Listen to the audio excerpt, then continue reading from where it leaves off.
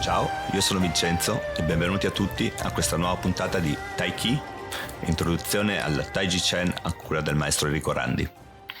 Il maestro Enrico Randi ha vissuto più di 7 anni in Cina per studiare il Tai Chi stile Chen ed ha avuto l'onere e l'onore di essere stato accettato come discepolo interno dal gran maestro Yu Hu, diventando così rappresentante dei maestri di stile Chen della 13ª generazione della famiglia Chen. In queste chiacchierate andremo ad affrontare temi riguardanti la storia, la filosofia e la pratica del Tai Chi, allo scopo di chiarire il più possibile tutto ciò che lo riguarda. Ciao a tutti di nuovo, eccoci qui per la terza puntata di Tai Chi, introduzione al Tai Chi Chuan con il nostro maestro Enrico Randi. Ciao Enrico, oggi di cosa andremo a parlare? Niente, oggi finirei il discorso sulla storia del Tai Chi parlando di un aspetto, diciamo, che per me è marginale, però per la maggioranza delle persone non lo è, cioè la storia dello stile Yang. Perché come saprai il Tai Chi si divide in vari stili, ce ne sono 5. Quali sono? C'è lo stile Chen, lo stile Yang, lo stile Sun, lo stile Wu e lo stile Wu Hao.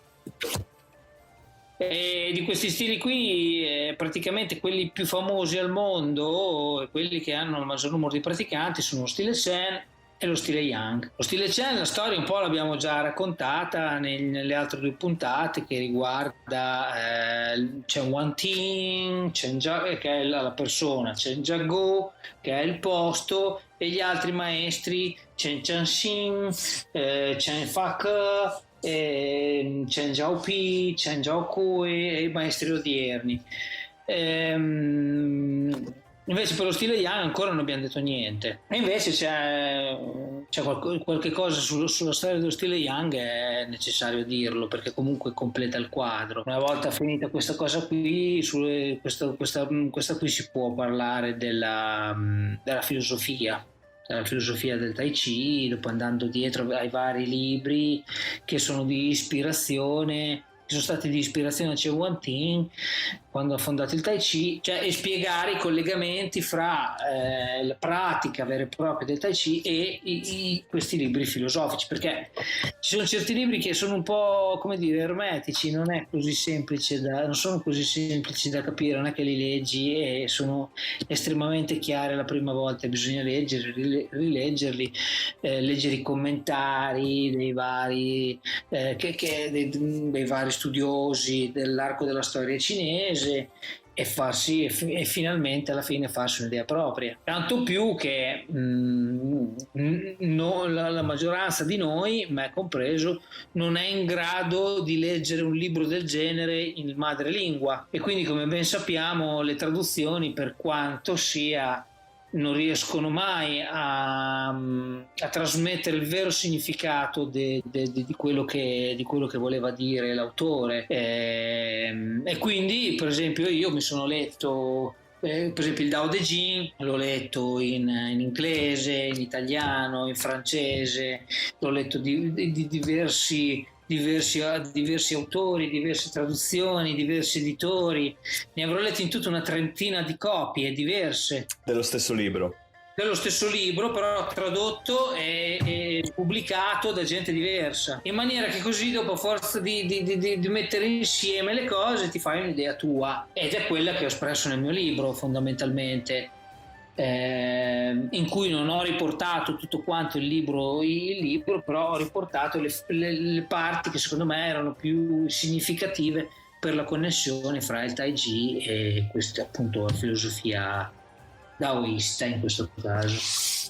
Ricordaci come si intitola il tuo libro, dove lo troviamo, se è già fuori, Il libro si intitola Tai Chi stile Chen, una introduzione completa, e lo si può comprare online sul mio sito web, sul sito web dell'associazione, associazionedaodejing.it, www.associazionedaodejing.it.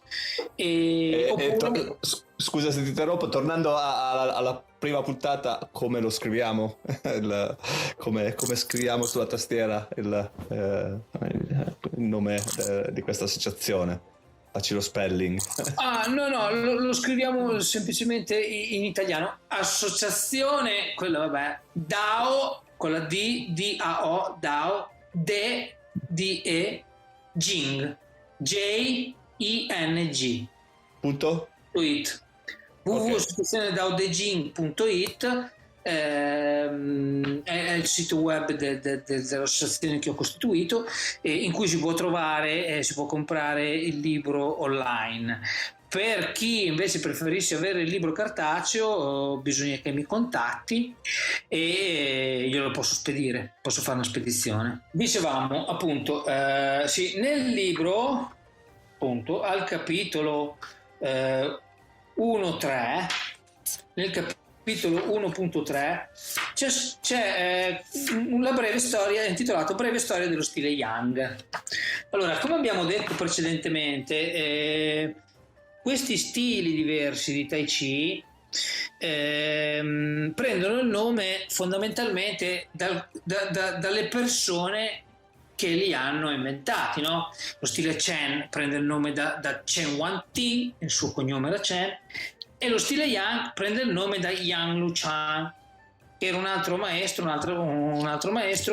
che, come abbiamo detto precedentemente, appunto era discepolo di Chen Changxing. C'è da premettere che il clan Chen, dopo Chen Wanting, era estremamente geloso dei segreti del combattimento del clan, cioè del Tai Chi stile Chen. Era estremamente geloso e per nessun motivo questo stile di combattimento veniva insegnato al di fuori del clan. Non è stato insegnato a nessuno che non si chiamasse di cognome Chen, escluso per esempio il mio gran maestro Wang Xian, perché si è spostato nel paese di Xianjiagou quando aveva 8 anni. Suo padre ha sposato una donna facente parte del clan.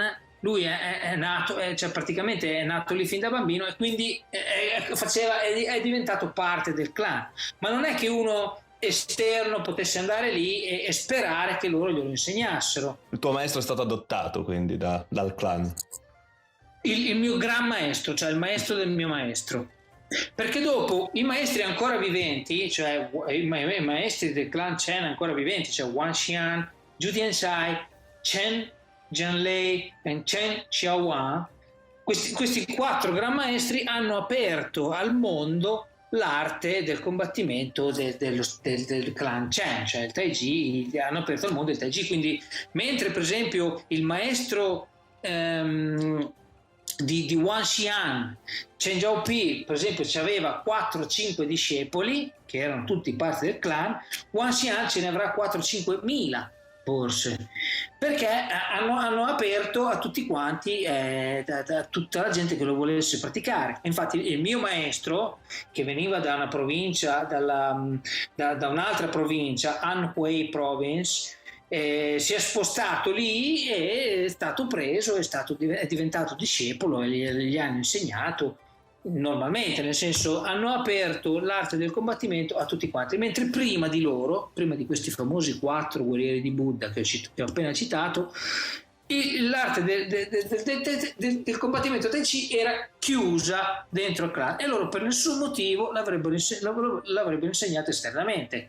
Questo prima di tutto perché loro lo consideravano il loro tesoro, e secondo me ha ragione, ma poi anche per evitare, diciamo, che qualcuno andasse a sfidarli, diciamo, i combattimenti, andasse a sfidarli, oppure che lo utilizzasse per propositi negativi, per fare il prepotente o peggio ancora. Quindi, come premessa, c'è da dire che l'arte del combattimento del Tai Chi stile Chen era estremamente chiusa all'interno del clan Chen. Questa persona che ha inventato lo stile Yang si chiama Yang Luchan, quindi il suo cognome non era Chen. Perciò lui normalmente ha vissuto, questo Yang Luchan è vissuto è nato nel 1799 ed è morto nel 1871. In quel periodo non c'era nessuna possibilità che fosse insegnato il Tai Chi stile Chen agli esterni.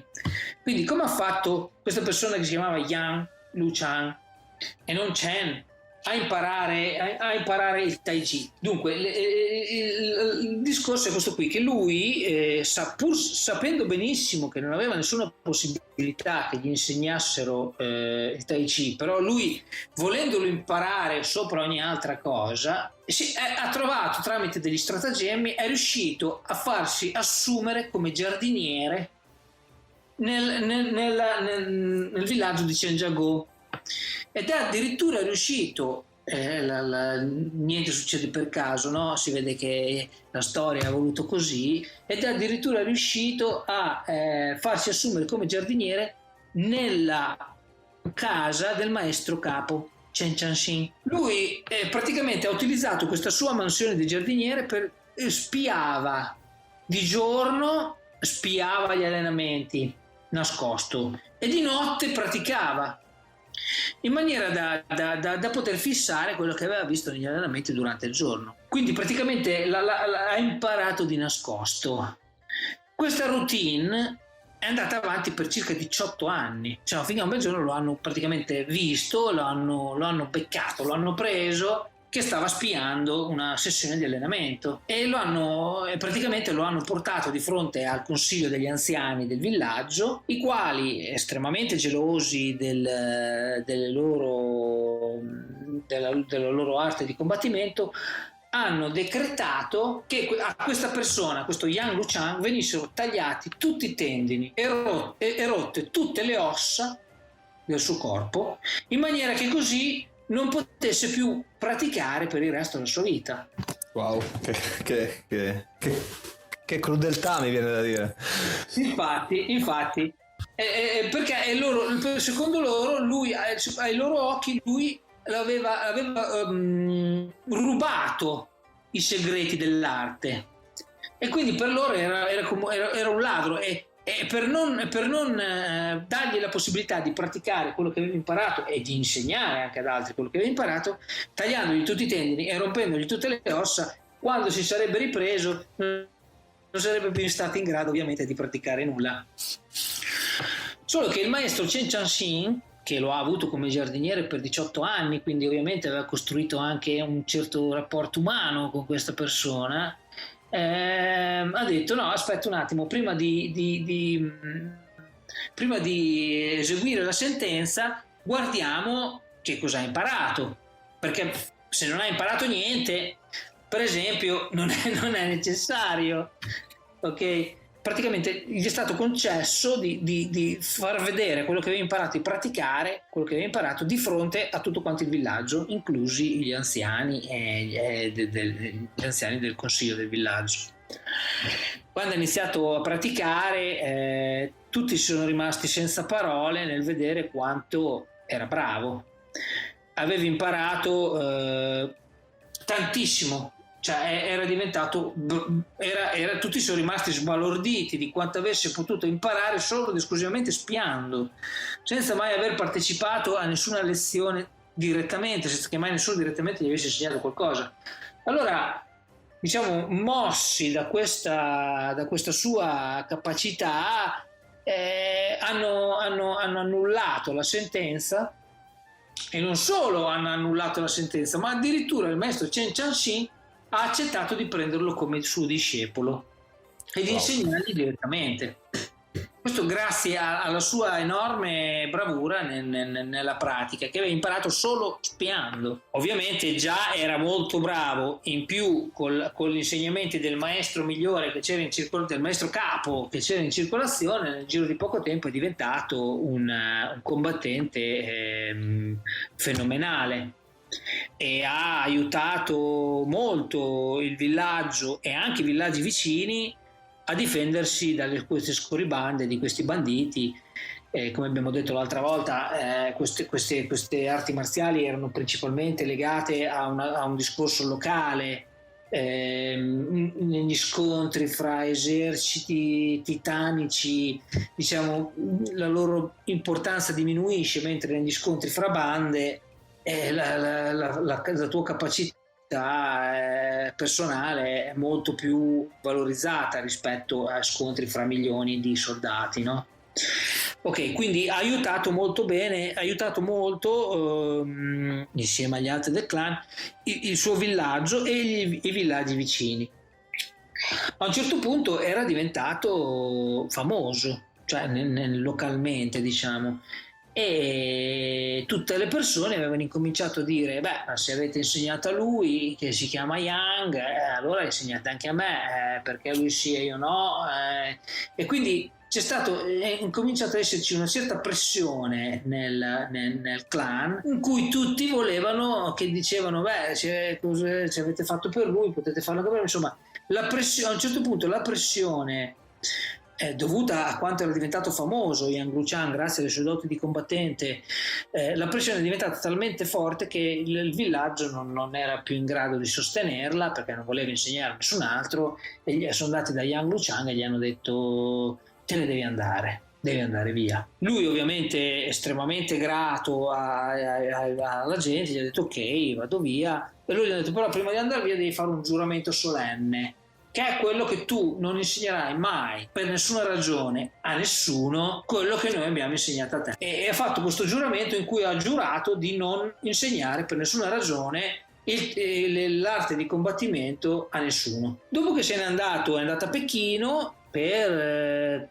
trovarsi un'attività remunerativa, insomma, per avere un reddito, per cui lui si è inventato questo stile che ha preso il suo nome, lo stile Yang, per poter insegnare il Tai Chi senza tradire il giuramento che aveva fatto al villaggio. Per non tradire questo giuramento bisognava che il suo stile fosse, diciamo, pulito dagli aspetti prettamente marziali, onde evitare sfide al villaggio, eccetera, e ha conservato nello stile che si è inventato principalmente gli aspetti del Tai Chi legati al miglioramento della salute. Diciamo che ha eliminato alcuni degli strumenti che servono che fanno diventare il Tai Chi un'arte marziale, e ha mantenuto principalmente quelli legati alla salute. Quindi era già chiaro all'epoca che questo tipo di arti marziali facessero bene, insomma. Sicuramente. Era già chiaro a tutti gli effetti benefici di... Erano già estremamente chiari tutti gli effetti benefici, anche perché in questo modo, mantenendo gli effetti benefici, posso continuare la mia pratica fino a un'età indefinita.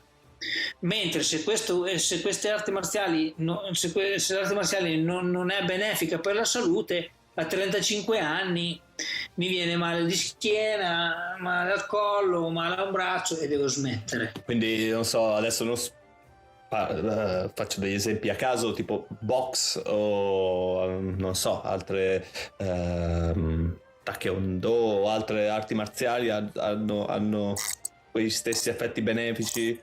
O se mi viene in mente, non so, Mike Tyson che ha smesso di combattere. Ma no, direi il discorso è questo qui. Fondamentalmente le arti marziali, il mondo delle arti marziali si divide in due categorie principali, che ci sono le arti marziali interne e le arti marziali esterne. Le arti marziali interne, cioè, partono, in realtà è una divisione legata principalmente alla pratica, perché partono dallo stesso punto, hanno due evoluzioni opposte per ricongiungersi nello stesso punto quando il praticante ha raggiunto livelli estremamente elevati. Però questa è una fortuna di pochi. Però il discorso è questo: si divide in arti marziali esterne e in arti marziali interne. Normalmente le arti marziali esterne enfatizzano il lavoro sul corpo, mentre le arti marziali interne utilizzano il lavoro sia del corpo che dell'interno, del lavoro interno, cioè legato alla respirazione, legato a un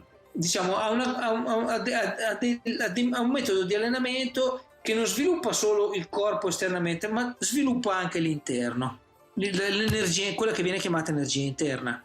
Normalmente così. Adesso so che qualcuno qui probabilmente ci avrà qualcosa da dire, ma normalmente è così.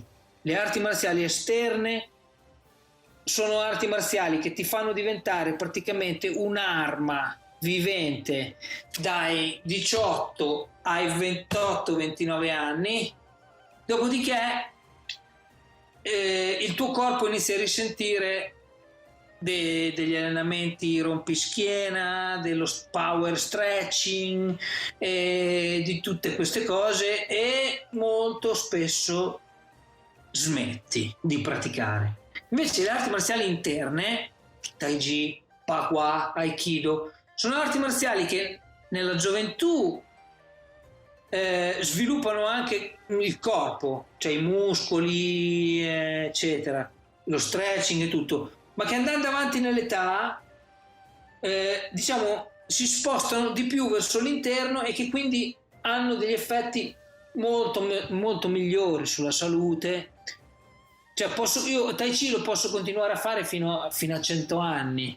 Invece quelle che hai citato tu, ma che in generale là in Cina, nel sud soprattutto, si chiamano Nan Chuan. Nan vuol dire sud, Chuan vuol dire boxing, in cui dentro c'è Wing Chun, Hungar, tante altre arti marziali, tutto dentro Shaolin Chuan, dentro a questo gruppo del Nan Chuan. Quelle arti marziali lì in realtà non sono cose che puoi, cioè non sono arti marziali che puoi praticare in un certo modo dopo i 40-50 anni. Non sono sostenibili per il corpo. Non sono sostenibili per il corpo, esattamente. Non esattamente. Perché sono appunto si focalizzano sul corpo, perciò quando il tuo corpo normalmente decade per l'età non è più adatto per quel tipo di allenamento, mentre le arti marziali interne può avere tutte e due, cioè da giovane che c'hai il corpo potente usi quello, man mano che ti invecchi usi degli altri strumenti. Quindi sì, il Tai Chi e le arti marziali interne sono conosciute da sempre come molto benefiche per la salute, perché quando vedi una persona di 85-90 anni che ti fa la forma, ti fa la spaccata, ti fa quella roba lì, lo capisci subito che fa bene per la salute, cioè. E quindi, come dicevo, Yang Luchan ha preservato gli aspetti principalmente che fanno per la salute, tralasciando, diciamo, l'allenamento degli aspetti marziali. Questi aspetti marziali, per esempio, sono i cerchi piccoli. Lo stile Yang si sviluppa molto sui cerchi grandi, ma non allena i cerchi piccoli, che sono quelli che ti danno il Fajin. Nello stile Yang i Fajin praticamente non ci sono, o se ci sono diversi. Quindi diciamo che non è che lo stile Yang non abbia degli aspetti di marziali, perché comunque uno stile di Tai Chi comunque ce li ha, però nella pratica dello stile Yang questi aspetti marziali non vengono allenati, vengono tralasciati. Quindi in questo modo Yang Luchan ha potuto continuare a insegnare senza tradire appunto il giuramento e la promessa che aveva fatto alla gente del villaggio e al suo maestro. Quindi il suo maestro non ha avuto niente da ridire, insomma. No, dopo a quel punto lì no.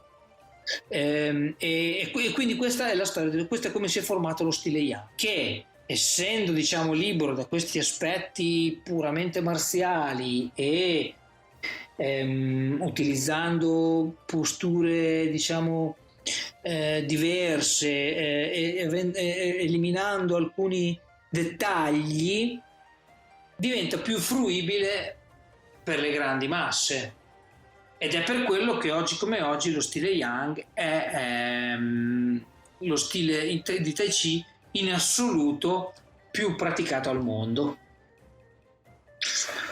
Quindi questa parentesi sullo stile Yang è importante per capire lo sviluppo nella storia del Tai Chi, che è nato da Chen Wanting, quindi come stile Chen, e poi durante l'arco della storia da questo albero generazionale si sono staccati dei rami, di cui uno era Yang Luchan.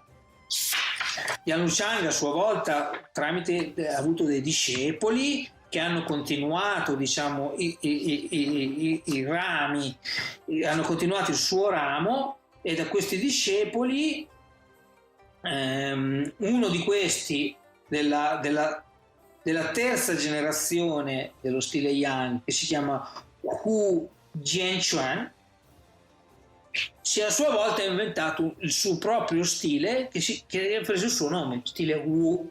Gli altri stili derivano invece da molto prima, stile Wu Hao e lo stile Sun, che sono sempre i nomi di questi maestri che nel tempo hanno, per svariati motivi, deciso di portare avanti un loro stile proprio col proprio nome. Sicuramente i due stili al mondo più praticati sono prima il numero 1 lo stile Yang e il numero 2 lo stile Chen. Ok, grazie Enrico, siamo al termine di questa terza puntata. Come al solito scriveteci i vostri commenti, le vostre domande e noi cercheremo di rispondervi. Grazie a tutti, alla prossima, ciao.